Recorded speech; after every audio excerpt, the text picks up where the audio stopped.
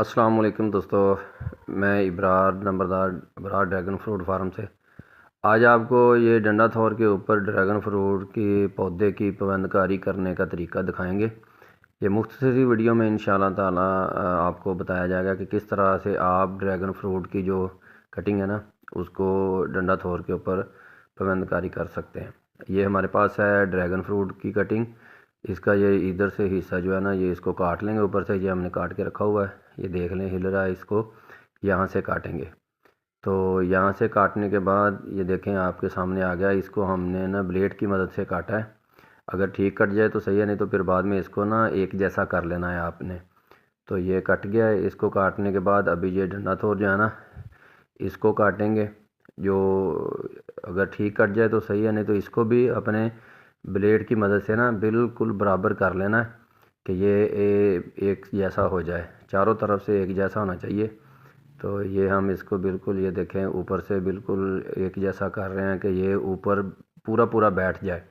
جو ٹکڑا آپ نے ڈریگن فروٹ کا کاٹا ہے وہ اس کے اوپر پورا بیٹھ جائے۔ تو کوشش کریں کہ یہ جو ہے نا یہ دیکھیں اس طرح سے اس نے آپ نے اس کو اس کے اوپر رکھ کے تو کسی بھی کوئی ایسی چیز کے ساتھ اس کو اوپر سے باندھ دینا ہے کہ یہ ہلے نا۔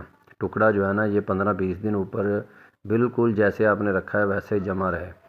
تو ہم تو اس کے اوپر ایک ٹیپ لگائیں گے۔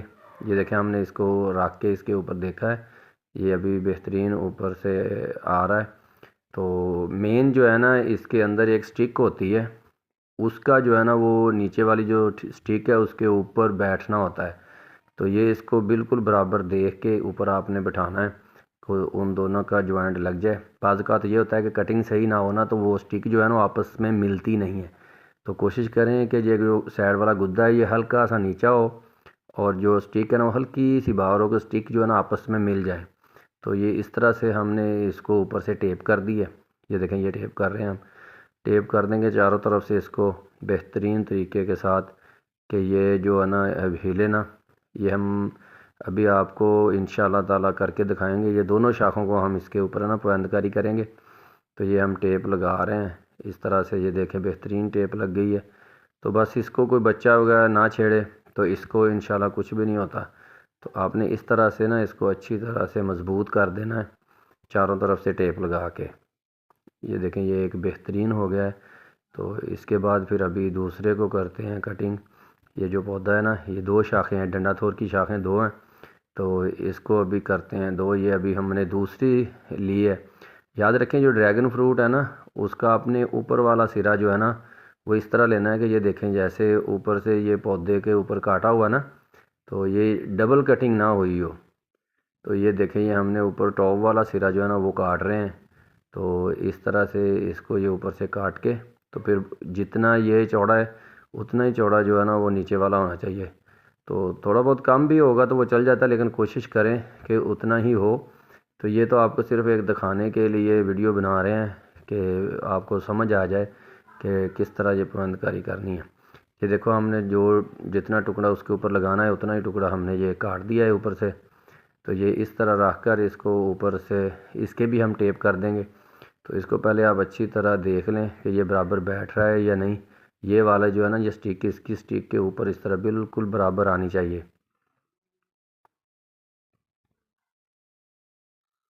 یہ اس طرح سے اچھی طرح دیکھ کے نا تو پھر اس کے اوپر آپ نے اس کے ٹیپ لگا دینی ہے، یا جس طرح آپ کو اچھا لگے کہ آپ اس کو اچھی طرح بس اوپر سے باندھنا ہے کہ یہ ہلے نا۔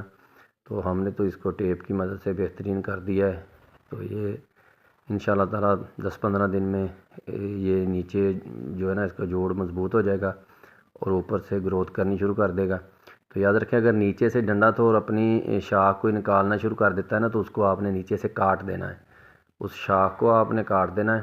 تو کیونکہ پودے کی توجہ جو ہے نا پھر وہ اس شاخ کی طرف نہیں جائے گی، اس کی طرف ہوگی، تو یہ شاخیں نکالے گا انشاءاللہ۔ تو اس طرح سے آپ نے دوستو اس کو پابند کاری کرنا ہے۔ اس کے ساتھ ہی آپ اپنے دوست ابرار نمبردار کو اجازت دیں۔ اللہ حافظ۔